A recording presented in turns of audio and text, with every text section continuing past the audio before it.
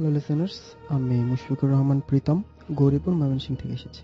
ওকে, so Gauripur Mymensingh থেকে অনেক কষ্ট করে এসেছেন হ্যাঁ, মোটামুটি। শুধুমাত্র ঘটনাটা বলার জন্য, রাইট? হ্যাঁ, তো অবশ্যই। আপনার যে ঘটনা সেটা আমি জানি, অনেক মানে যারা এখনো জানেন না তারাও জানবেন। তো ঘটনাটা এরকম যে আপনার সাথে বেশ কিছু উইয়ার্ড ঘটনা আপনার ফ্যামিলির সাথে ঘটেছে। ম্যাক্সিমাম জিনিসগুলো হচ্ছে ব্ল্যাক ম্যাজিক বা ওই যে কুফরি টুফরি করা বলে হ্যাঁ, ওই টাইপের। সেই ধরনের জিনিসপত্র, রাইট? সো আপনার বাসায় মাছ নিয়ে একটা ঘটনা আছে, হ্যাঁ, ঠিক? ঠিক। সো আমরা সেই ঘটনাটা দিয়ে শুরু করি। আম, ঘটনাটা আজ থেকে প্রায় 5 থেকে 6 মাস আগের। আচ্ছা।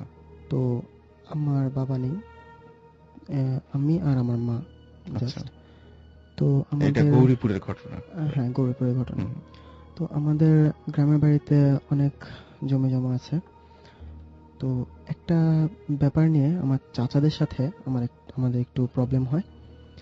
প্রবলেম হবার পর আম, যেদিন জমি সংক্রান্ত প্রবলেমটা হয় তার 1 সপ্তাহ পরে মা যখন ফজরের আজানের সময় বাথরুম করতে ওঠেন, তখন দেখতে পান আমাদের বারান্দায় একটা মাছ। মাছটাকে দেখলে মানে মনে হবে যে মাছটার গায়ে তেল মাখানো। ঠিক আছে? তো মা এই মাছটাকে দেখে চিন্তা করতেছে যে মাছটা কোত্থেকে আসলো, কারণ আমাদের বাসার আশেপাশে কোনো পুকুর নেই অথবা এমন কোনো বদ্ধ জায়গা নেই যেখান থেকে মানে মাছটা উঠে আসতে পারে, অথবা সেদিন বৃষ্টির দিনও ছিল না, সে সময় প্রচন্ড গরম ছিল। তো মা চিন্তা করতেছে আচ্ছা কোনো ছোট ছেলে মেয়ে হয়তো বা দুষ্টামি করে এটা রেখে গেছে। তো মা সেটাকে ততটা পাত্তা না দিয়ে বাথরুম টাথরুম করে এসে আবার শুয়ে পড়ছে। তো সকালবেলায় মা যখন ব্রেকফাস্ট রেডি করতে যায়, মা চুলাতে কাজ করতেছিল। তখন তিনি হঠাৎ করে পিছন থেকে শুনতে পেলেন যে কিছু একটা লাফাচ্ছে পলিথিনের উপরে। তো মা পিছন ফিরে দেখলেন সেই ফজরের নামাজ আজানের সময় যে মাছটি দেখেছেন সেই মাছটি। তো মা চিন্তা করলেন হয়তোবা ওই মাছটা এখানে চলে আসছে। আচ্ছা, সেটা কোনো ব্যাপার না। কিন্তু ওয়ার্ড হচ্ছে আমাদের রাতের বেলা আমাদের রান্নাঘরের যে দরজাটা আছে সেটা হচ্ছে লোহার একটা দরজা। সেই দরজাটা বন্ধ করা থাকে।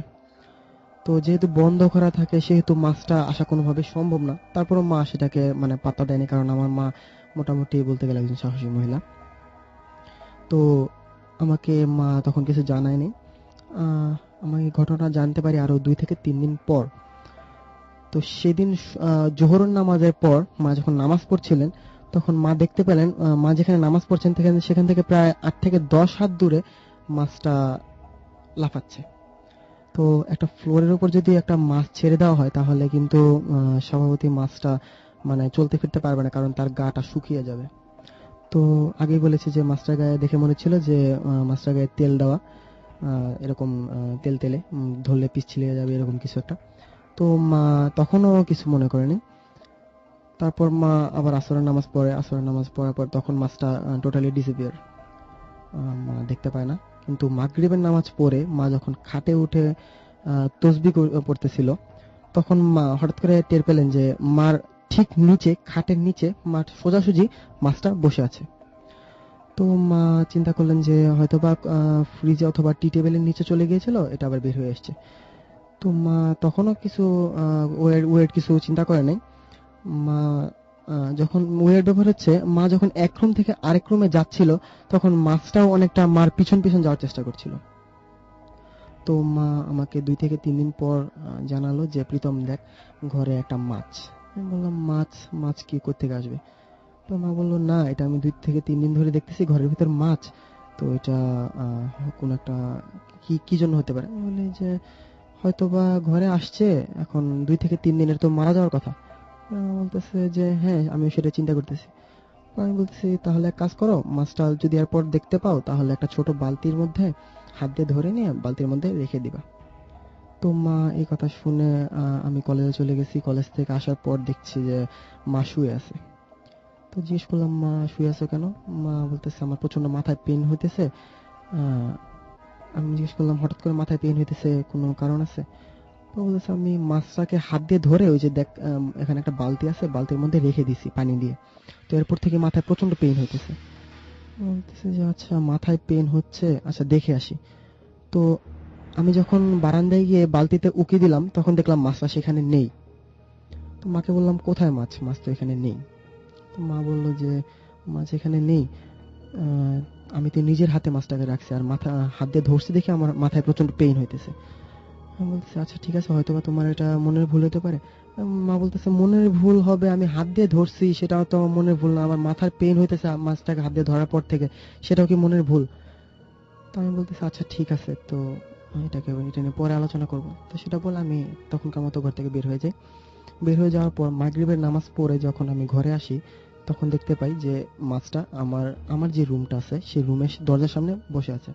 তো মা এই মাছটা সোজাসুজি আমার খাটের উপর বসে মাছটার দিকে তাকিয়ে আছে।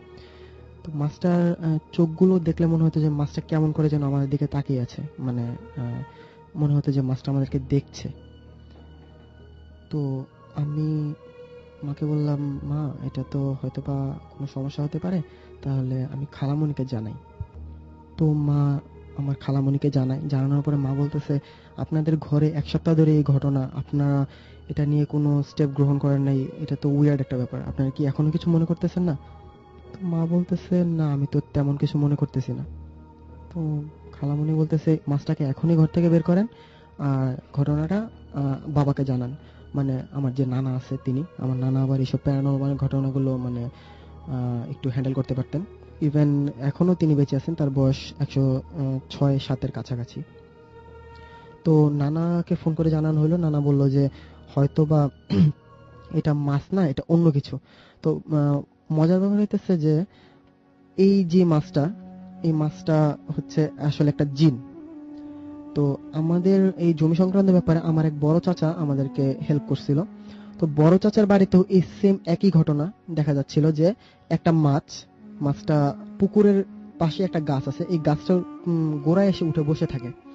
তো মাছটাকে যদি পানিতে ফেলে দেওয়া হয়, কিছুক্ষণ পর দেখা যায় মাছটা আবার এই পুকুরের গোড়াতেই বসে আছে। তো সেটা একটা অজপাড়াগা, সেখানে এসব মানে কবিরাজি টবিরাজি যা বলা হয় আর কি, ব্ল্যাক ম্যাজিক, এগুলো প্রচলন খুব বেশি। তো মাছটা গাছের গোড়ায় যেহেতু বসে আছে, মোরগ মুরগিরা মাছ খায় সেটা সবাই জানি আমরা, বিড়াল মাছ খায়, কিন্তু বিড়াল মোরগ মুরগি এগুলো মাছটার পাশ দিয়ে ঘুরছে, কিন্তু ঠোকর দিতেও সাহস পাচ্ছে না, বা ঠোকর দিচ্ছে না, আমরা যেটাকে বলবো ঠোকর দিচ্ছে না। তো আমার ভাই, জ্যাঠাতো ভাই ফোন করে বলল যে এরকম এরকম ঘটনা, আমাদের বাড়িতে তো একই ঘটনা।